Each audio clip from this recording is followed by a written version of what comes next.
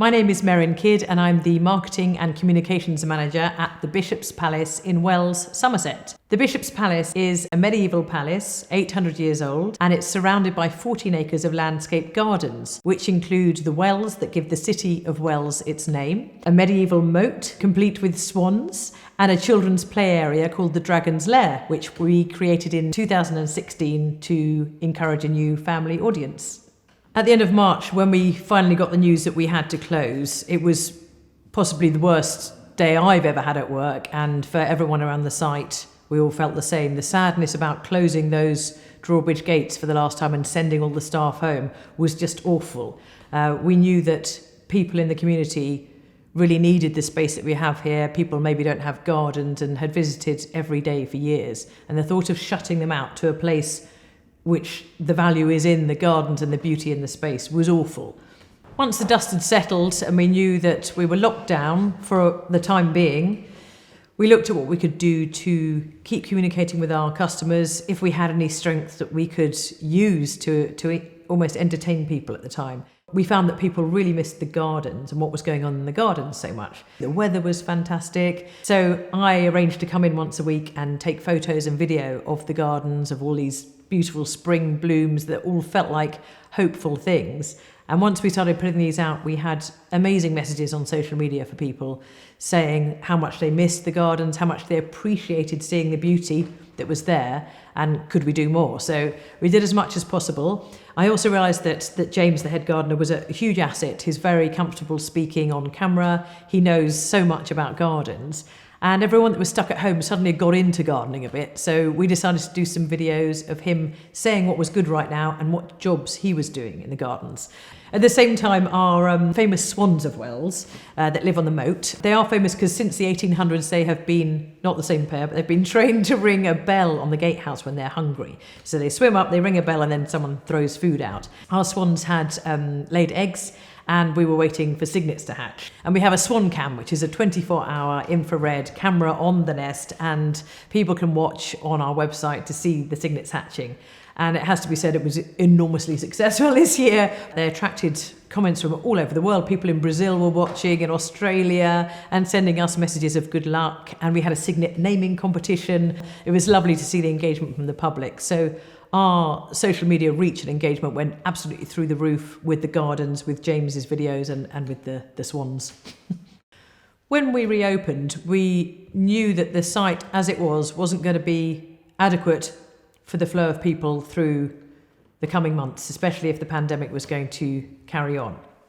So we had already looked at different ways of flowing people around the site prior to the pandemic. One of the ideas we had was to actually get the ticket office and the shop out of the main cafe building and move it nearer to where the ticket barrier was. So it was an opportunity for us to use the knowledge we had and the prior planning we had done to go with the sort of external situation and make it work for everyone. We came up with the idea of a modified horse box and made into a ticket office. And this we realised was something that could keep our staff safe, so they were behind a screen, up a step in this adapted horse box, but the customer could buy their tickets and reach up, but everyone was protected both ways around, and we could position it right by the ticket gate so that they'd be able to see who was coming in. You'd need fewer staff to keep an eye on where people were, and they could be served safely. We knew we wanted to do this, but we didn't quite have the money when we first reopened. But we were really exceptionally lucky to get a grant from the National Lottery Heritage Fund, which enabled us to put some of these measures in place. Some of the external factors that really helped during this uncertain time were using things like the Visit England Business Hub with fantastic research and trends, so we could look ahead and see that people were planning, they had intent to visit places in the southwest and make the most of the summer. I also found many webinars from Visit England really handy, and personally I did a lot of Chartered Institute of Marketing webinars which talked about trends and way people were behaving digitally and offline as well.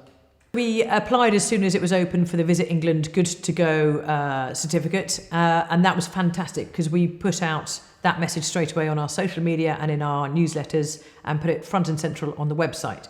And that definitely gave people confidence that we had done something. They might not have known what, but we had done something that made us a place that was COVID safe.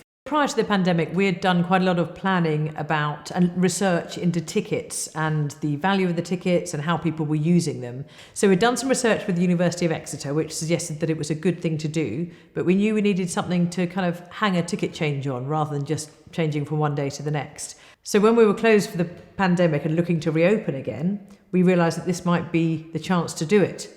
And at the same time, we realised that we did want to appeal so much more to the local audience, some of whom had never been into the Palace and Gardens all their lives, having lived in Wells, because they thought that was just for tourists. So after a bit of work, we came up with the idea of the People's Ticket, which would be £15, and it would allow people to visit all year through, and obviously would be of great value if you lived locally. And when we reopened, we launched the People's Ticket, and we found that it was extremely popular with local people, many of whom said it was the first time they'd ever visited. They felt that it was for them and that the palace was speaking to them in a way. And rather than having visitors and telling us how much they enjoyed it, they posted on their own social media or on local Wells community groups to tell people there's a fantastic new offer from the palace, come and take advantage. So prior to the pandemic, we had talked about community engagement being one of the keystones of our strategy for 2020. But after lockdown had happened, we realised it was more important than ever. People really needed that sense of engagement, of talking to other people, of these opportunities. So we came up with a few ideas, and the community engagement manager was brilliant. She had heard about a thing called chatty benches. And I think it originated in Burnham-on-Sea, actually, and it's something where you put a bench out with a sign on saying, if I sit here, I'm happy to chat. For social distancing, we put 2 benches, spaced 2 metres apart, in our free area where people can just come in without paying, and a lovely view of the croquet lawn and the palace. The general public got it straight away, and in fact, it was all ages. It was young, it was old, and tens of thousands of people commented. It got picked up by local press, by radio, by television, and everyone. It just captured that feeling that people needed to connect again in a different way, and we gave them the opportunity here. Once we had reopened, we realised that the people coming and buying the People's Ticket were not just coming once, they were coming really quite a few times a week. And once word got out, they were telling their friends, and people were, when they were allowed to meet other people at a distance, they were using our gardens to do this. And it was just so lovely to see people. We were told there were meetings of the WI group and crochet groups, and they were coming and hanging around with picnic blankets on our formerly very staid and austere south lawn. So we realised that we should probably put some seating out there to encourage people to enjoy it. So we got some of the cafe seating that would have been indoors there and put it out on the south lawn, and we found that this was extremely popular. And people were telling us that they wanted us to keep this and make this a change that stayed. And we felt that it had changed the atmosphere of the site. It wasn't people going, lovely, smart lawn with flowers. It was people saying, this is a place I could enjoy the beauty and meeting my friends. So we eventually invested in some new picnic benches, which have seats spaced apart, all joined together so that it can look nice on the south lawn, and it will stay permanently. And it's not something we would ever have considered. We wouldn't have even dared say to the gardener, we're going to put seating on your lovely lawn before, but all of us have agreed it's a brilliant change to have made. The overall impact that the pandemic has had it's been a real mixed bag for us here at the Palace. So at first, when we were closed through 2 months of what would have been some of our busiest times of the year with brilliant weather, it was devastating.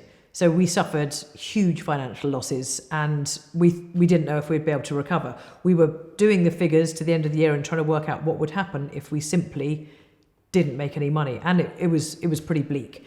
But actually, it was a tale of two halves, because once we had put in these new measures and done some of the things that we wouldn't have done had it not been for the pandemic, it turned it around completely. We had a fantastic summer. A lot of people came to visit us that wouldn't have done before. We've had great support from the local community, and we finished the year probably only a small amount down on what we'd planned. We thought we were going to get around 120,000 visitors for the year, and we had just over 100,000. So it was amazing, all things considered. And if there's anything good to come out of it, it is the fact that we've done new things, we've learned a lot, and we've come out of it stronger. So looking ahead to other challenges in the future, the advice that I would give to other businesses is to have done your planning, to have different scenarios you've planned for, to look at your site's particular unique strengths and weaknesses so that you are able, at the drop of a hat, to match those up to external opportunities and threats of any situation.